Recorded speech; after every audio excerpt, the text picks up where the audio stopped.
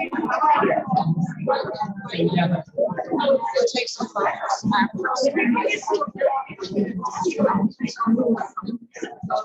Good afternoon, everybody.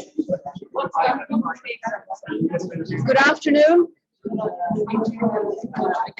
We'll start.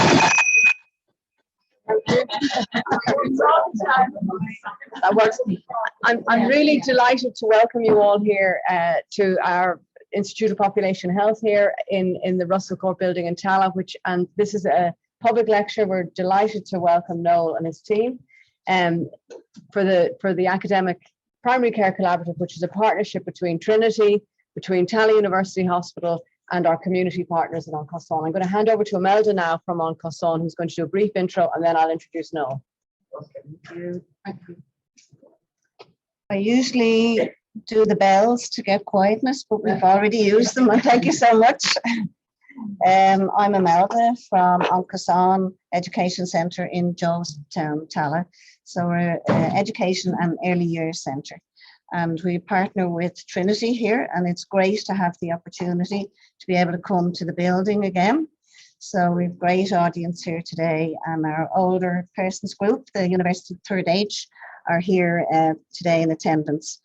So we normally just start most of our events at Cosan, so we like to share it with our partners. We normally start with just a little short reading or a little short affirmation.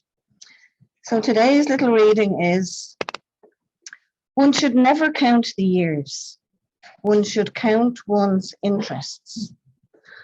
I have kept young, trying never to lose my childhood sense of wonderment.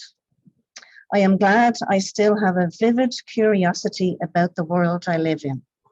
So it just ties in with today's event. We have a lot of very curious people here today and very interested in hearing about the ExWell program. So thank you so much. It's a great pleasure to be here. Thank you, Susan.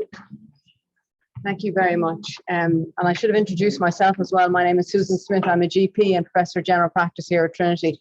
We're going to add in a technical bit, adding in a microphone for when you're speaking, so it'll be clearer for everybody. So I'm really delighted to be welcoming Dr. Noel McCaffrey here from ExWell Medical, who's going to give us a talk today. Noel will be well known to anyone who follows GAA. He's a Dublin GAA star, I believe. And he is a doctor who has always specialised in sports and exercise medicine. And he was very involved in the DCU MedX program for over 10 years, which some of you may have been familiar with.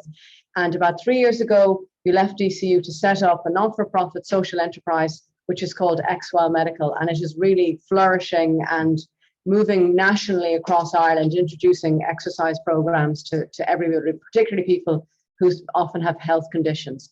So the other important thing to remember is that last year, he was named as one of the UN, I have to get this right, the UN Decade of Healthy Aging Top 50 Leaders Worldwide. That's pretty impressive.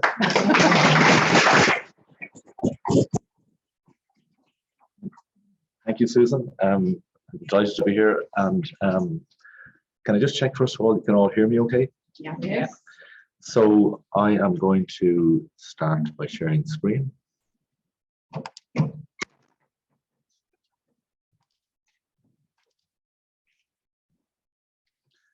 Okay. So the topic today is exercise and healthy aging, and it's a huge topic. I suppose one thing we can all be sure of is we will experience aging. And the risks that go with it, or the challenges that go with it. So I suppose the first thing to talk about is what is healthy aging? And the recent WHO definition is the process of developing and maintaining the functional ability that will enable older people to do the things that matter to them. And that definition is a little different from a previous definition, which was developed by Rowan Kahn, serious researchers, whose definition involved mentioning the lack of chronic illness in the healthy aging concept. So successful aging with Rowan Kahn involves the lack of chronic diseases or physical disabilities and risk factors for disease in older age, as well as good mental health, cognitive function, and social engagement. That's a bit of a mouthful. I suppose the important thing to say is that most people, as they age, will likely develop a chronic illness. Now, when we say chronic illness, we mean diseases that are not contagious. So it's not TB or COVID. It's long-term medical problems like diabetes, heart disease, chronic pain, liver disease, multiple sclerosis, Parkinson's, all those. These are conditions which by definition do not go away. And some of them are very serious, some of them are quite mild, some of them fluctuate up and down. What really matters is that it's a long-term issue. But the fact of having a long-term problem does not sentence you to ill health. Quite the opposite. And the whole point about exercise medicine is using exercise to assist and encourage people to have a healthy life with or without a long-term medical problem, and to sort of not pursue the cure of the problem because it can't be cured, but rather the pursuit of a healthy lifestyle. So I'm going to talk about aging. I'm going to mention aging and illness. I'm going to talk about the difference between mortality and quality of life. They're two different things. Mortality is how long you live, and the quality of life is how well are you during that period, arguably more important. And the relationship between them and exercise. I'm going to then talk about how you might get started if you're not already active. I have two close colleagues from the ExWell program here who will just share their stories with you about their own exercise journey. And then if anybody's interested in contributing to a discussion, we'll do that then. So what happens as we age? Well, first of all, our aerobic fitness, so-called, declines. So this is aerobic fitness here. It's called oxygen uptake. How much oxygen can you take from room air per minute? That is an indicator of how fit you are when we talk about aerobic fitness. You've heard that term. And what happens to our aerobic fitness throughout the age span is it improves from childhood to early adulthood, peaks at around in the 30s, and then it declines for men and women. And that pattern of improving ability and then a gradual decline is a feature of several aspects of aging. So the same thing happens with strength. We gain strength into young adulthood, and then it declines slowly. Likewise, with your bone health, your bone density increases in childhood and puberty into early adulthood, and then it slowly declines. So this study that I'm talking about here is a study carried out in Canada over a long period of time. It was a cohort study looking at developing a method of predicting the likelihood of developing a first chronic illness over a 10-year period in a Canadian population. So it looked at the likelihood of developing one of these 6 diseases: heart failure, COPD, diabetes, lung disease, heart attacks, and stroke, including mini strokes. And it was taken over a long period of time, 6 different cycles of this Canadian Community Health Survey. And it involved a lot of people, and they had no prior history of major chronic illness. And the very simple message from it was that 3 major predictors emerged of the risk of developing a first chronic illness, and one of them is age. The other 2 wouldn't surprise us. Well, none of the 3 would surprise us, but smoking and BMI, body mass index, that is how overweight you are the other 2. But age is a risk factor in and of itself for developing chronic illness. As we age, our general health on this axis here, it improves into early adulthood, and then it declines. And if we take this as the average population, between the ages of about 60 until we die, our health is declining. The grey line indicates the pattern of health in people who are master athletes, who have a high level of intense exercise over a long period of time. Master athletes are people who are often running marathons when they're in their 70s. And you can see how this data shows that their health is maintained at a higher level before declining quite rapidly at a later age. So this is called compressed morbidity. But the average population here has a period where their health is not as good as their master athlete peers. And if we could move somebody from this curve to that one, that would signify an increased health span. The lifespan is sharing a word here with health span. How long of a healthy life do we have as opposed to a life? Now, and this slide signifies the difference between, let's call it normal aging. So this is the onset of age-related diseases. How likely are they to happen on this axis? Here we are getting gradually older. And the middle graph, we're going to call it normal aging. At a certain time, 60 or 70, you have an increased risk of developing what are called geriatric syndromes, which are things like frailty, or this is mild cognitive decline.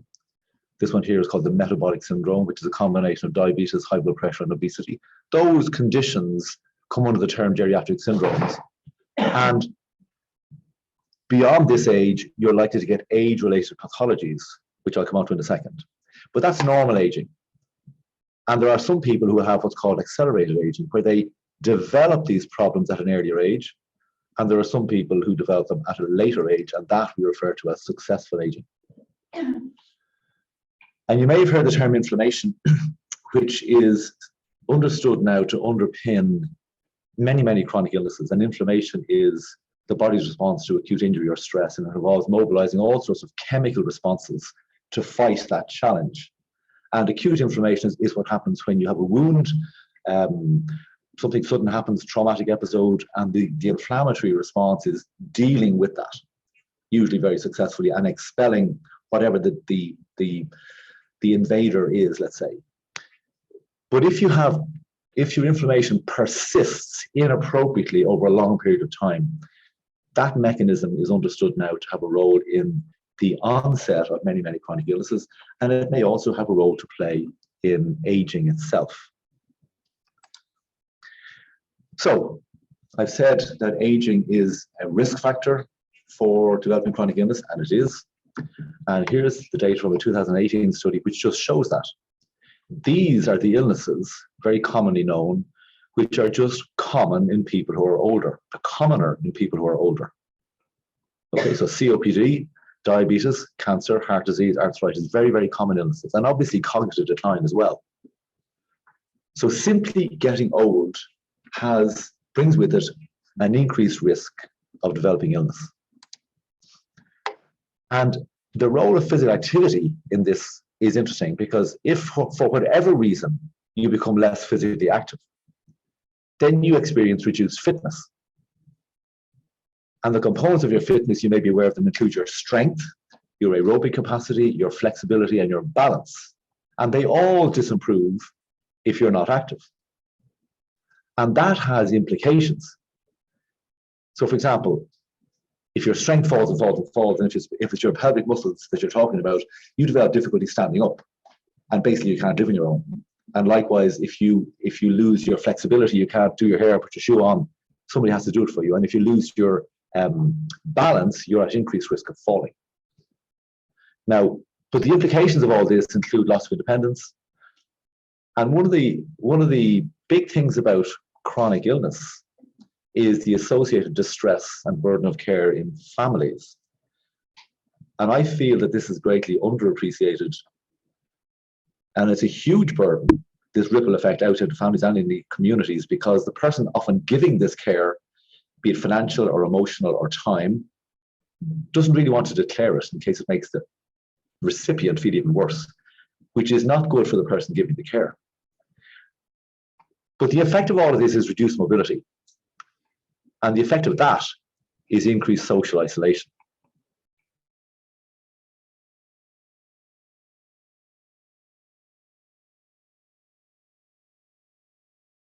Illness is absolutely toxic.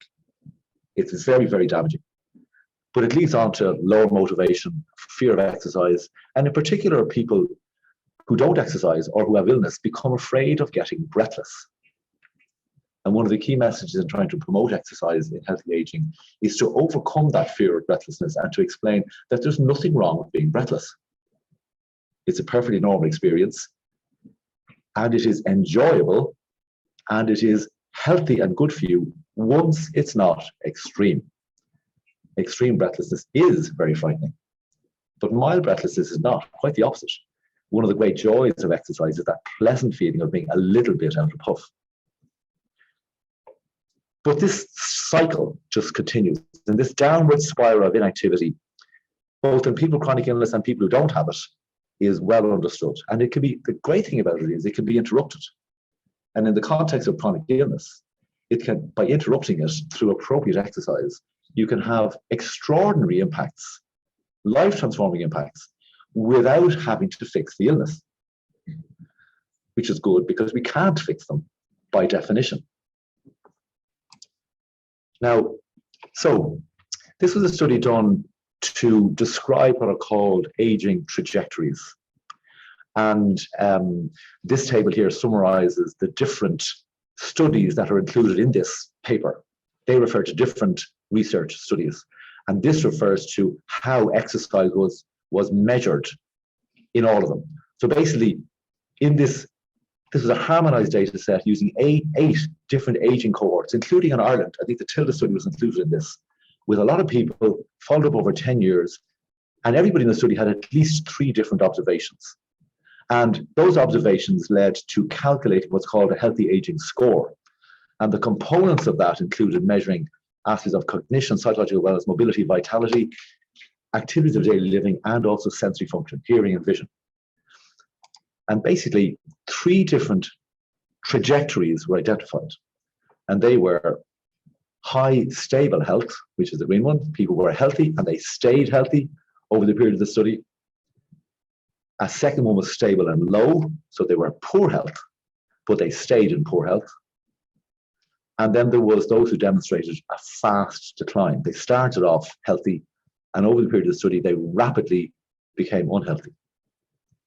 And what was found was that any level of physical activity engagement, no matter what it was, no matter how modest it was associated with a reduced likelihood of being in numbers 2 and 3, the stable low or the fast decline. No matter how little exercise it seemed, once you did a bit. Okay.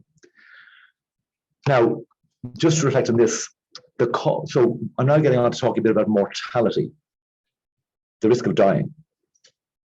And in this review of the global cause of death, in 1990, nearly 60% of deaths were from what's called non-communicable diseases. This is the chronic illness I'm talking about. The heart disease, lung disease, all that, okay? And here we are. I'm not sure what year that was, I can't see it. But the proportion of deaths that has gone on, I think it's 15 years later, it's now 70%. So the contribution of these conditions to mortality is rising rapidly. This is a complicated graph, but there's a very simple message from it. And it's an old slide from 2006, which looked at, across the top here are many, many different illnesses. Insulin resistance, type 2 diabetes, dyslipidemia, high blood pressure, obesity, COPD, heart disease and heart failure, and so on, osteoarthritis, rheumatoid arthritis, intermittent claudication, osteoporosis, all of them. And down here are 4 rows, one of which refers to the pathology, the actual disease process. And the next one refers to symptoms. This is functional capacity and this is quality of life.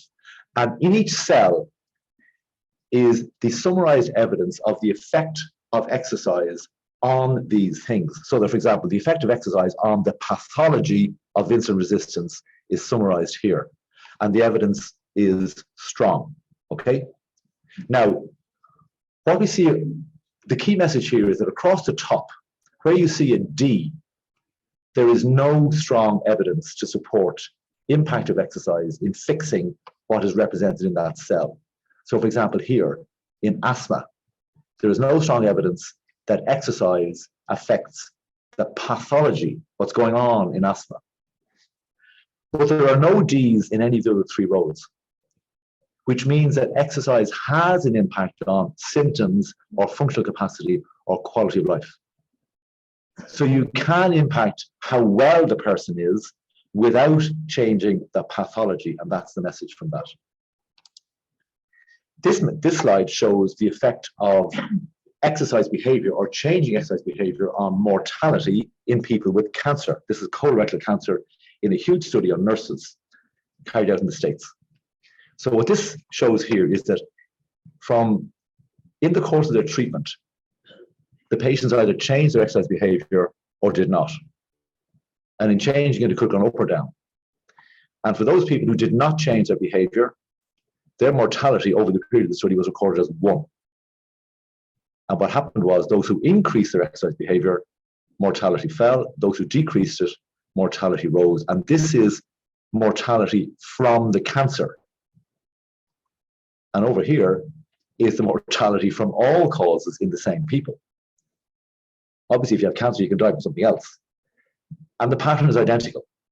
Increased exercise behavior led to reduced mortality both from the cancer and from other causes. This study, just focusing on the left-hand side, this looked at the effect of exercise on post-operative complications of people undergoing elective surgery, pulmonary surgery. Or sorry, all surgeries, but pulmonary complications, that might be a clot in the lung or lung infection, the effect of prior exercise on developing these complications. And in every single type of surgery, having done prior exercise, moving to the left of this line means a reduced risk. Okay, so whether it's cardiac surgery, lung surgery, abdominal surgery, esophageal surgery, there was a reduced risk of pulmonary complications in people who had exercised before the surgery. It didn't matter what type of training was done, endurance training or respiratory muscle training or combined. It didn't matter whether it was 1 week or more than a week. Exercise led to reduction in the risk of complications. This one looked at the effect of comparing stenting with exercise in people with heart disease. So 100 men, stable angina and 1 blocked vessel, did exercise for 20 minutes a day and 1 group session for 60 minutes once a week. Okay. Now, the group that exercised compared with the group that was treated with an intervention showed increased exercise tolerance, increased functional capacity measured by VO2 max, which is the amount of oxygen the maximum amount you can extract from room air, and increased survival. And here it is shown in this graph, which shows that the dotted line is those people who exercised. And what this means is that, and these are the months after the study started. So at 2 months, more of the people who had exercised were still alive than those who had had the stenting done. And that gap got bigger and bigger as time passed. So exercise was just as effective as having a stent. This looked at the same outcomes in people with heart failure. And again, what we have here is over a period of time, this is 600 people, they had their exercise twice a week for 6 months versus control, who had nothing, in people who either had acute heart failure or worsening heart failure. And the all-cause mortality one here is that the dotted line is those who had the exercise, and you can see that they did much better. At any point along the way, more of them were still alive than the cohort who did not have it. And here is the evidence for the same group with regard to how often they were back in hospital. And the same pattern applies. And over here, you put the two of them together. The composite outcome is that exercise was beneficial compared with standard care. Okay. So this is a study that looked at what impact does changing your exercise behavior have on mortality. Again, we're still talking about mortality here. So this is a 35-year study. In 50-year-old men were recruited over a 3-year period, and there was a survey of physical activity at baseline and at ages 60, 70, that should be 75, sorry, 78 I think it is, and 82. And mortality data was collected. And they were classified as low, medium, or high physical activity based on these simple questions. Do you spend most of your time reading? Do you go out walking a bit? Do you engage in vigorous physical activity or hard physical activity? And they were classified into 3 groups. Now, at baseline, about 50% were engaging in high physical activity, medium 35%, and low 15%. So here is the evidence over that period of time. So by the time people became 80, most of them had died. But those who had low physical activity had a higher mortality rate than those who had a high in the green. And those are the figures, 80% versus 60%. Now, very interesting, if you then looked at the effect of changing exercise behavior in these people, so from the age, those who had changed their exercise behavior between the ages of 50 and 60, okay, it was very interesting what was seen. So those who changed from low or medium to high, they stayed at this trajectory for a while, but eventually they crossed the line and had a lower risk than those who did not change, which is the blue. Okay, and the red dotted line on this side is those who decreased their behavior. And for a long time, there was no observable difference, but eventually they crossed that line and had a higher risk than those who didn't change. So over 35 years, the mortality rate was much lower for those with high versus low physical activity levels. And increasing your activity to a high level, either from low or medium, between the age of 50 and 60, eventually led to an improved outcome. And the benefit seen was similar in magnitude in the same study to those who stopped smoking.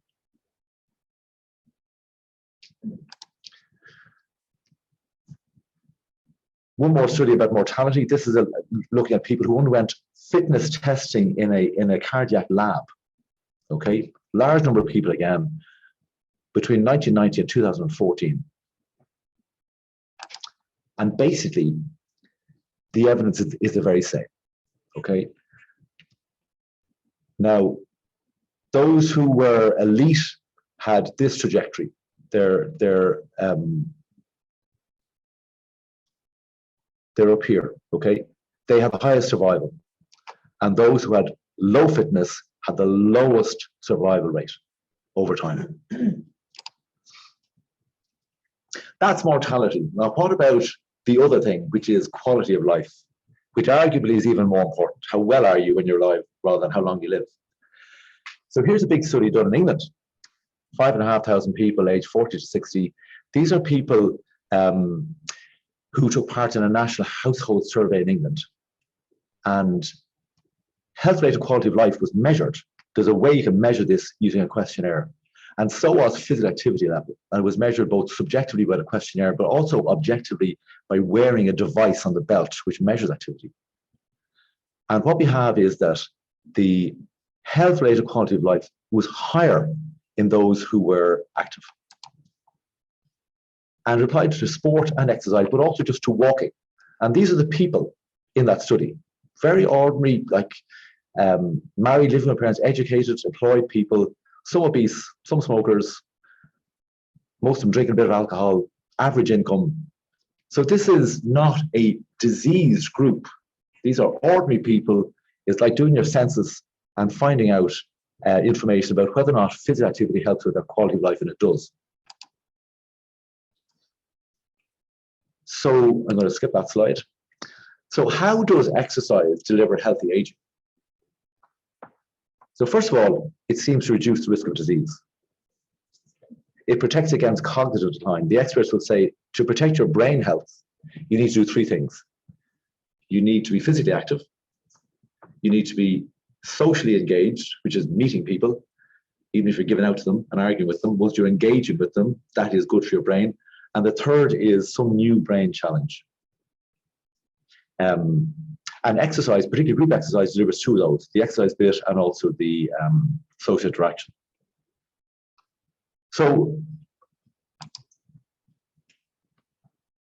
the key impact messages from our work, without going into too much detail here, is that when we measure outcomes, we measure strength in a very simple way by doing a thing called a sit-to-stand test. How long does it take you to stand up and sit down 5 times? And also by using a hand grip test. We measure aerobic fitness by seeing how much distance you can cover in 6 minutes. It's called a 6-minute walk test. Or if you're able to run, you're allowed to run it. But how far can you get in 6 minutes? We measure frailty by a thing called the time up and go test. How long does it take you to stand up, walk around a cone that's 3 meters away, walk back or run and sit down again? And we measure your health, your quality of life in a thing called a self-rated health questionnaire. It's called EQ5D. And the point is, wherever we go, we measure this at baseline and 12 weeks later, and we find that all of the outcomes improve. They all improve quickly. 6 weeks, even shorter in some people. The scale of the improvement is not trivial. So something might improve by 0.1%. It doesn't matter who's, because it makes no difference to your function. But the scale of the changes seen, certainly in 6-minute time trial and sit to stand, exceeds what's called the minimal clinically important difference, which is a validated measure. If it exceeds this change, then that matters. It makes a meaningful difference to what you can do. But really interestingly, the greatest relative improvement occurred in those who start off the weakest at baseline. These are the very people who may not have the confidence to exercise because they're the weakest. And we can say to them, don't worry about that. You're actually going to do better than everybody else, relatively. So, just in terms of getting started, the common question that's asked are, well, how much exercise should you do? And the first point is that every little helps. Anti-sedentary behavior, like sitting like this for long periods of time, is a bad idea. The example we always give is the Late Late Show. If you stand up at the outbreak and just walk out to the kitchen, get a glass of water, walk back in and sit down 6 times during the show, that has a beneficial effect on your health. And the magnitude of that is not trivial. It is profoundly better to do that than not to do it. Now, the experts want us doing 5 30-minute sessions of moderately vigorous aerobic exercise every week. So that is a decent target. You should include some resistance training, some strength training. And there's an example. No matter whatever muscle group you're doing, 8 to 12 repetitions of 8 to 10 different exercises that target the major muscle groups. Oops, sorry. Second question is what type of exercise? And there's a mixture, aerobic, strength, and core stability and balance. The aerobic exercise is terribly important because it is what benefits your cardiopulmonary system. Because if you ask your heart and lungs to work a bit harder and you know they're doing it because you're breathless, they get stronger, not weaker. If you give them permission to go to sleep, they get weaker. Strength is terribly important because as your strength falls, more pressure comes on bones and joints, and that's not great. And the core stability and balance should be in every exercise class because it is a foundation for reducing falling risk, the risk of falls. How hard should you go is the third question. And the system I recommend is the very simple one of, are you modestly breathless? There are gadgets and formulas and scales that can be used. The self-rated health based on perceived breathlessness is just as accurate, and we know this because we've researched it. It's just as accurate. So the talk test is the well-known test that if you're exercising with a partner and you can talk to that partner while exercising, the exercise is at the right intensity. If you cannot talk, if you're gasping, it's too hard. If you can sing a song, it's too easy. It's that simple, and it works. So getting started, if you're the sort of person who is wondering, is this for me? It is. It's bottom line, because exercise transforms lives, particularly in people who have an illness, which is most of us when we push on a little bit. It transforms lives. We've seen it. We see it every single day in our program. So I'd encourage you to make the decision. Start gradually. Pick something you enjoy. Group activity has certain benefits. The regular schedule, the discipline of it, the supervision, and the social interaction. And setting goals can help as well. We wouldn't get too excited about that. The one thing we do not focus on really is weight loss as a target. Partly because being active and overweight is better than being normal weight and underactive. And also, if you hang your hat on a sort of a weight loss type program, what happens if you don't lose weight? Like, it's a bit disappointing. So we don't focus on that. So it works for length of life and quality of life. It's probably the single best intervention for healthy aging. It's cheap and it's great fun. So I now want to ask my colleagues, John and to come up and say a few words. These are people who are taking part in the ExWell program, which I run. So Denise, will you come up, please? And I just asked them to tell their story very briefly. And then after that, if anybody has any questions or comments to make, we'll open it up.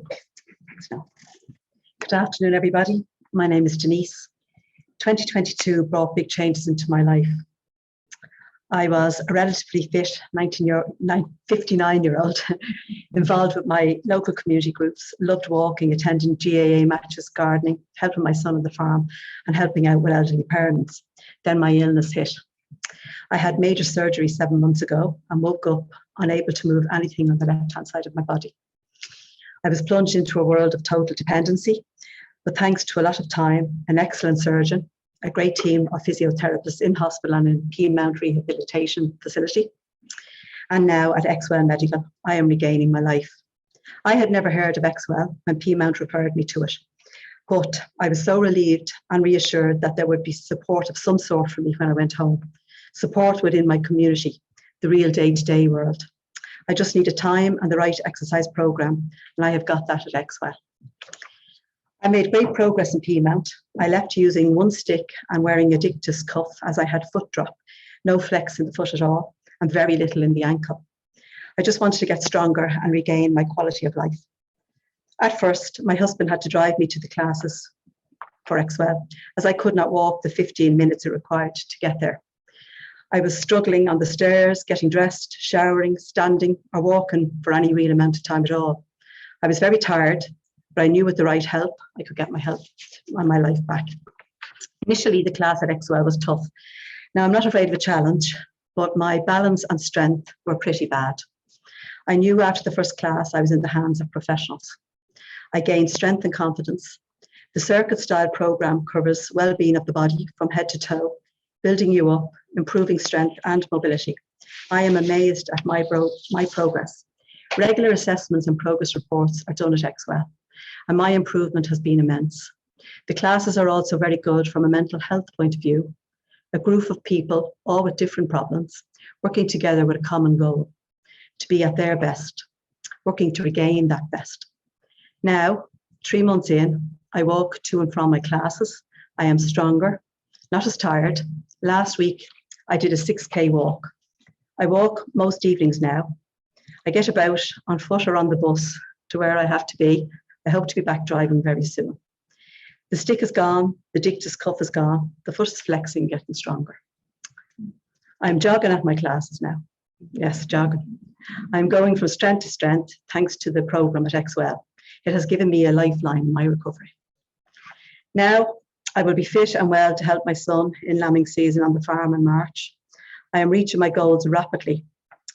I will always have left side weakness, but it won't be significant enough to interfere with the quality of life once I keep exercising. I'm very grateful to the HSE for funding my 3 months at ExWell. It has made a huge difference to my life. I intend to continue with the program for the foreseeable future. If ExWell had not been an option for me, my story would be a very different one today. Exercise is vital to recovery, well-being and mobility. My recovery is ongoing. It will take time, and having a community-based program like ExWell is the solution for me. Finally, I would like to thank the team at ExWell that have worked with me. I really appreciate this facility. Long may your work continue. You've all made a huge difference to my life. The team have exceeded my expectations of achieving my goals, and thanks to their dedicated work, I hope to be driving to my classes in the very near future. Thank you.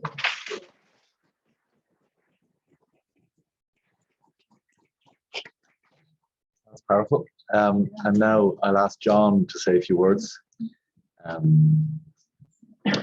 John is now a veteran with us at this stage.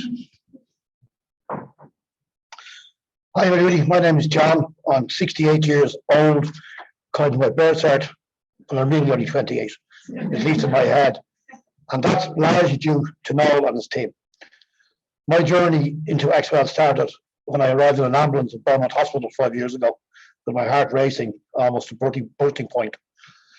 After having various checks and ablation, I was referred to the Beaumont Cardio Recovery Centre for a 6-week course.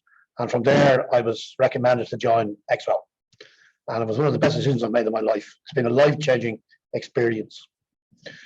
You go into ExWell for an exercise class, you might meet people 86, 26, you might meet people in wheelchairs, you might meet people on walking frames, you might meet people breathing with the help of a tube to go up their nose. And the inspiration you get from seeing people who are far worse off than you exercising is absolutely fantastic. I run a football team, so I know all about the value of being in a club. And to me, ExWell is a club. You have your teammates day in, day out, and you get so much encouragement from them. And sometimes you don't feel like going through with the session. You also get great encouragement from the instructors. And for me, one of the key things is overcoming the fear of breathlessness, which Noel referred to. Because for someone who didn't exercise, I was in absolutely crap condition from a combination of poor lifestyle when I first went. And the idea of walking, a 6-minute walking test, would have filled me with terror. But I got through it. I got a great result. I got through it. Done all the other exercises as well. And the key for me is that the exercise program pushes you to what you're able to do, nothing more, but most certainly, especially when I was in charge of the class, nothing less. So from that point of view, it's absolutely inspirational. And for me, I think the key is it's a decision of life-changing magnitude. You don't decide to go now and again. It's part of your new lifestyle. You sign up and you go. And you go because you want to go. And you go because if you miss it, you really say, I didn't want to miss that. So I'd absolutely have no hesitation in recommending everyone here to go and try it, whether you're fit or whether you're absolutely crap like I was starting. Get out, give it a go. You won't regret it. Thank you.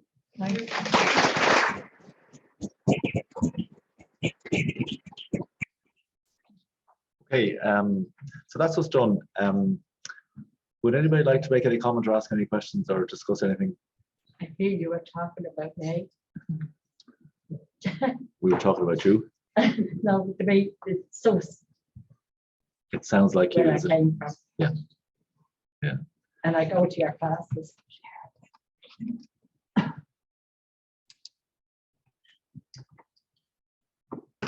Okay, so you're an insider. Yeah. Right. Oh my.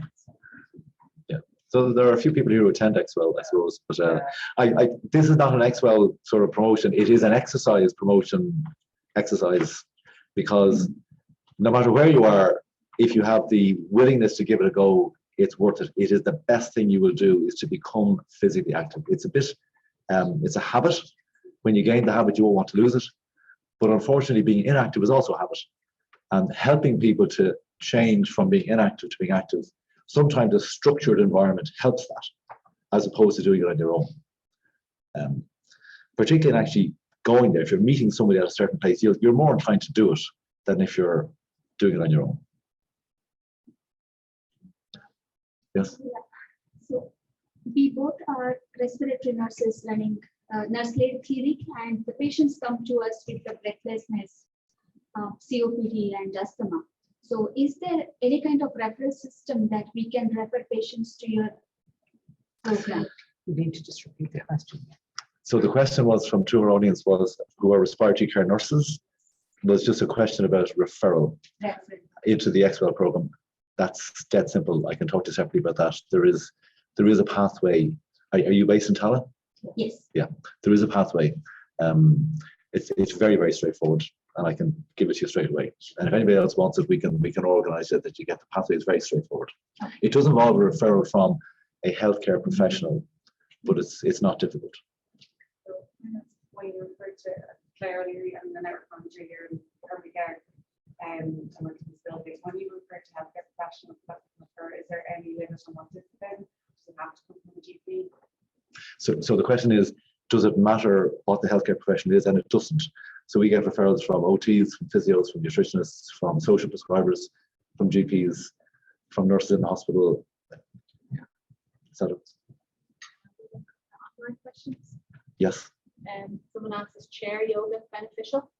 So the question online there is chair yoga beneficial? Yes, it is.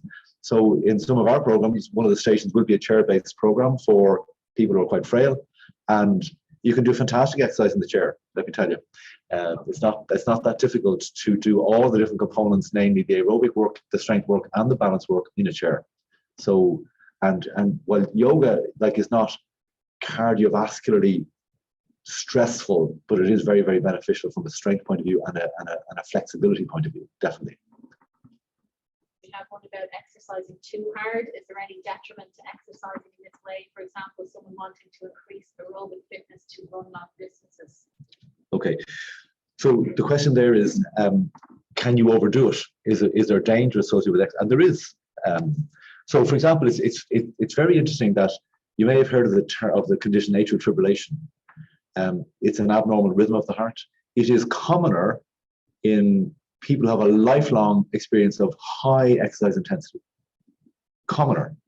So professional footballers, intercounty footballers, they will have a higher risk of developing atrial fibrillation, which itself carries a risk of stroke.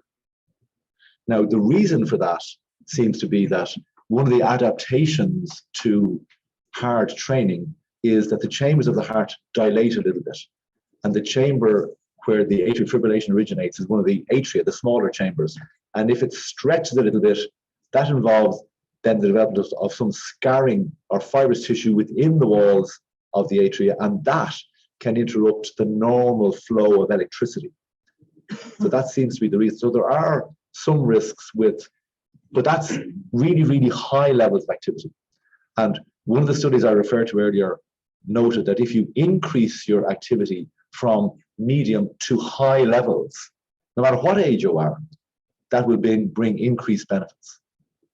So when we talk about the risk of cardiac abnormalities, that's over a lifelong period of very high intensity exercise. Beta blockers, it's sort of. Sorry? Beta blockers, sort of that out. Beta blockers. The comment is we can deal with that with medication. Yes. A lot of our clients, we a lot of clients, challenge the exercise to be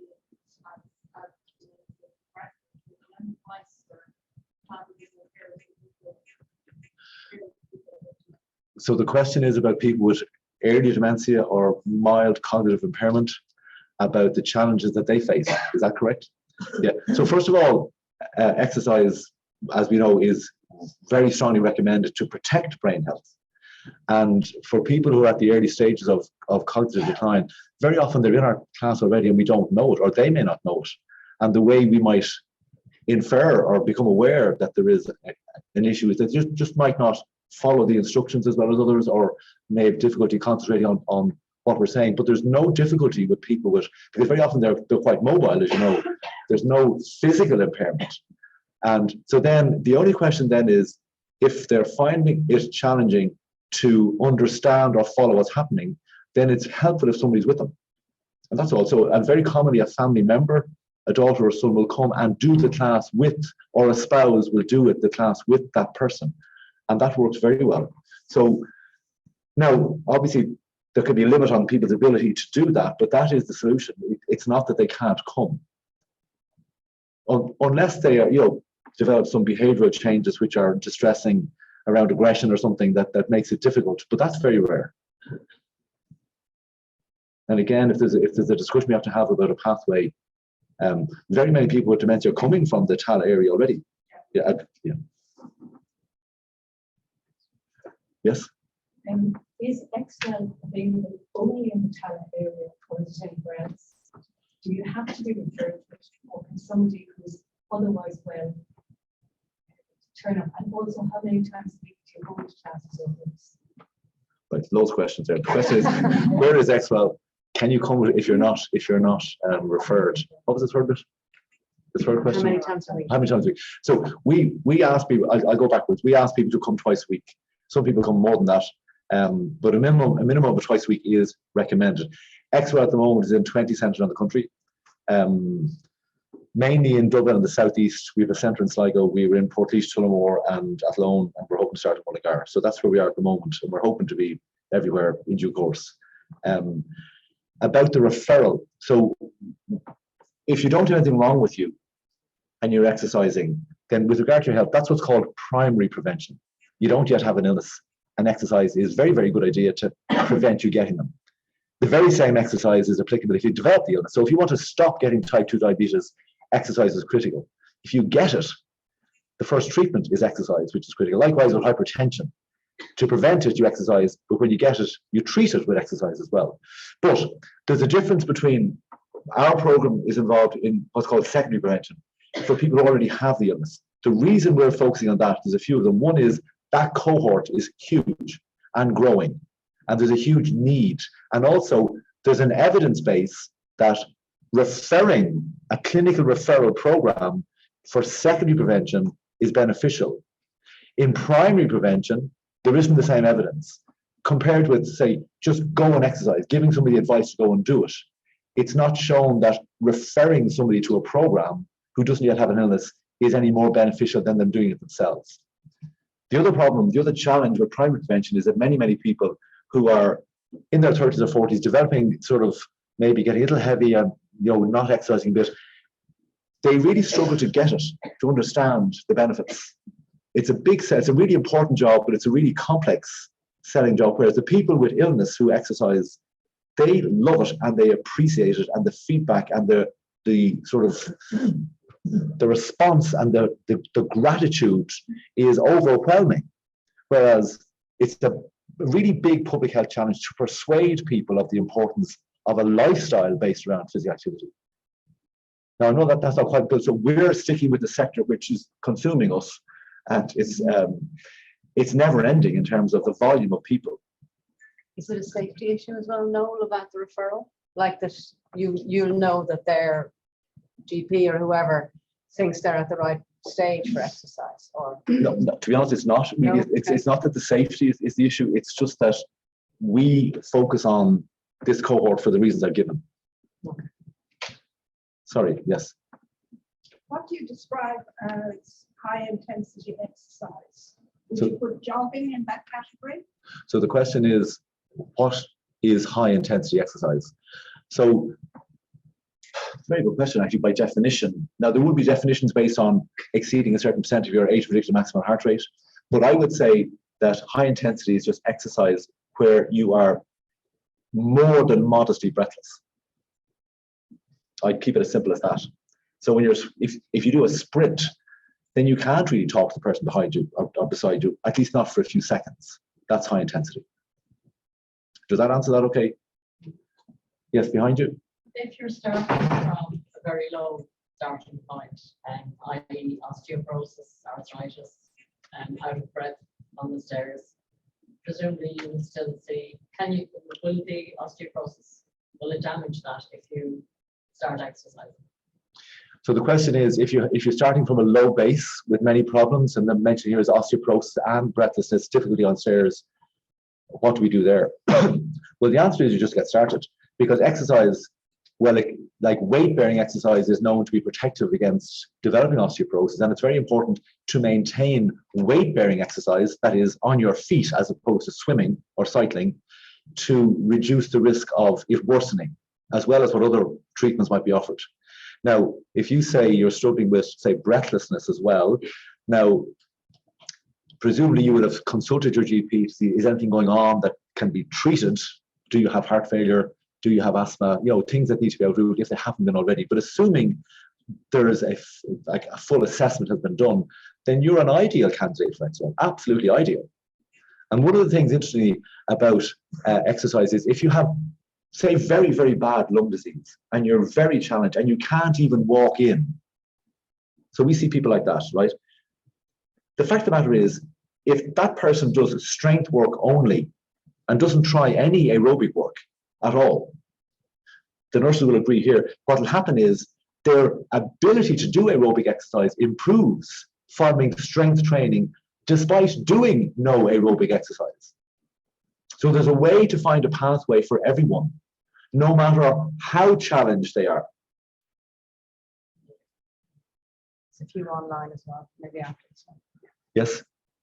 And do you think that, say, the average person, say, between 50 and 70, like, with no large health issues, like, should kind of be guided by either discipline or motivation? And do you think there's even a difference? So the question is for people who are age between 50 and 70, in terms of starting exercise, is it? Yeah. Should they be guided by discipline and motivation? Or discipline? Is there a difference between them? Well, that's what I'm saying. Do you believe there's a difference? Like, okay. Well, I think you're getting into a very interesting area, actually, because it's touching on the whole area of what's called behavior change. Right. And if you want to do something different, like stopping smoking or stopping alcohol or starting walking or whatever it is, okay, the two things you've touched on are both important. One is, are you motivated to do it? And that's obviously linked with, have you the discipline to do it on a regular basis? Now, you can work on both of those separately. For example, the discipline bit, if you get a partner to do it with you, then suddenly you have a date that is difficult to just not honor. And the motivation bit, you can start thinking about things like, can I set myself a goal which is, you know, reasonable and not outlandish? And can I move towards that? And can I get the right gear to do it? And can I sort of make time in my diary? So there are two different things, but they are related. And I wouldn't say it's one or the other, it's both. Is that okay? Yeah, well, I think that maybe motivation, like, might actually let you down. But if you say, and if you kind of form a discipline when you say, whether it's raining or all right or dry or whatever, I'm going to go out, say, Monday, Wednesday, Friday, have my swim or my water. And maybe the discipline might be kind of the winning factor. Right. That you say, like, regardless of what happens, I'm going to go out and I'm going to, even if I don't feel like it, I'm going to go out and do that bit or do that walk. Whereas motivation might be kind of down to my more emotional, that like, yes. Oh, I don't feel like it, you know. Okay, so the pushback to me there was, I'm just reading this because people can't hear who are online, was that in actual fact there is a difference, and that the discipline of going might trump the vagaries, the ups and downs of motivation. Okay, I give you. I agree. No, some more online. Some online, yeah. Could you comment on whether which is a better indicator or predictor of health, BMI or waist measurement? So the question there is, with regard to predicting health, is BMI better than waist measurement? Now, the BMI is a calculation of your height relative to your weight, and the weight circumference is often done. The waist-hip ratio is often what's used. You take the measurement of your waist at your umbilicus and your hips, and you make a ratio of the two of those. I think the latter, the waist-hip ratio, I think is more valuable in terms of predicting body composition that may be related to health, like the preponderance of what's called deep body fat or visceral fat. So if you're to choose between them, probably waist-hip ratio. And would you have which would you rate more, aerobic or flexibility? Well, they're all important. So the question is, which is better, aerobic or flexibility? Now, the bottom line is any type of exercise helps. Now, to get the benefit, you need to feel a little bit under stress, modestly breathless or modestly stressed. So I would probably say aerobic exercise is better than flexibility. Do you do any measurement of mental health in your participants? So the mental health, yes, we do.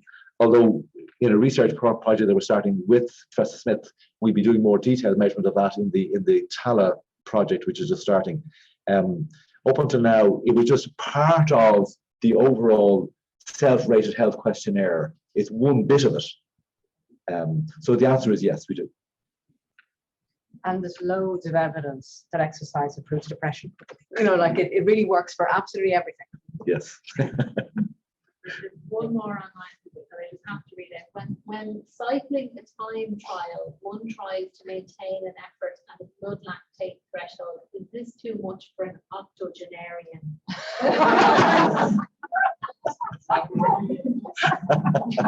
Fred Hart. So that sounds like a serious cyclist. And in fact, it gets into a very, very interesting area of exercise physiology, which is the onset of blood lactate accumulation or lactic acid thresholds and all that. And in very elite sport of that sort, then prescribing the exercise intensity with extraordinary accuracy can make the 1% difference. So, but I would say it probably is a bit much for an octogenarian. Okay, we need to wrap up. Any final questions? Can I just ask a question, please? I've always been very fit all my life, and I've recently been diagnosed with fibrosis. Pulmonary fibrosis. You know, I was always active going. I feel I should mind myself, and I'm very careful to, you know, oh no, I could walk all that distance. So what would you recommend? I've just been diagnosed about 2 months ago, and I went to see somebody in February. Okay. So I really don't know what to be doing, you know. Okay. So the question, sorry, is it pulmonary fibrosis? Is it pulmonary fibrosis? Is that? Yeah. So the question is from a lady in the audience who has just been diagnosed 2 months ago, a condition called pulmonary fibrosis. So that's a sobering condition. You know, it's a serious enough lung condition, but you should absolutely be exercising to try to maintain your level of fitness. Absolutely, you should. And there's loads of people in our program who have pulmonary fibrosis. Loads. So the answer to that question is you should. So in general, just walking, is that enough to maintain a level of fitness? I'm in the 50s. Okay, so the question here is, in general, is walking a good enough activity to maintain fitness? Yes. Walking is a fantastic exercise because for those people, there will be people who don't like groups or walk with their friends. Yeah, and like the outdoors, and walk, particularly brisk walking. It's a fantastic exercise, and for people who are trying to build an active commute into their daily life, like walking to and from work, even if it's an hour and an hour back, it's absolutely wonderful, wonderful. But there are, as a GP, the number of patients who say to me, I don't need to do any more exercise, I walk the kids to school. And you're thinking, you're not getting much of a brisk walk there if you're walking with a 3-year-old. Yeah. Now, maybe you're chasing them, that's fine. But, you know, so it's just that, it's your thing about just being a little bit out of breath, you know, that's what you need to be getting the benefit. Yeah, I started doing that. Yeah, no, I'm sure. I do a couple of my times. Okay, well, look, if we're wrapping up, can I just finish by thanking John and Denise for their contributions, which were so inspiring.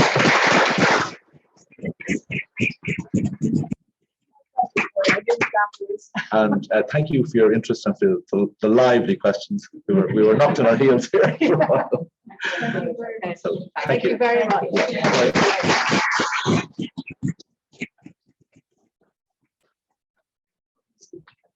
Oh, sorry. No, I just can I just ask people if it's okay? We took a couple of photos, and are people okay if they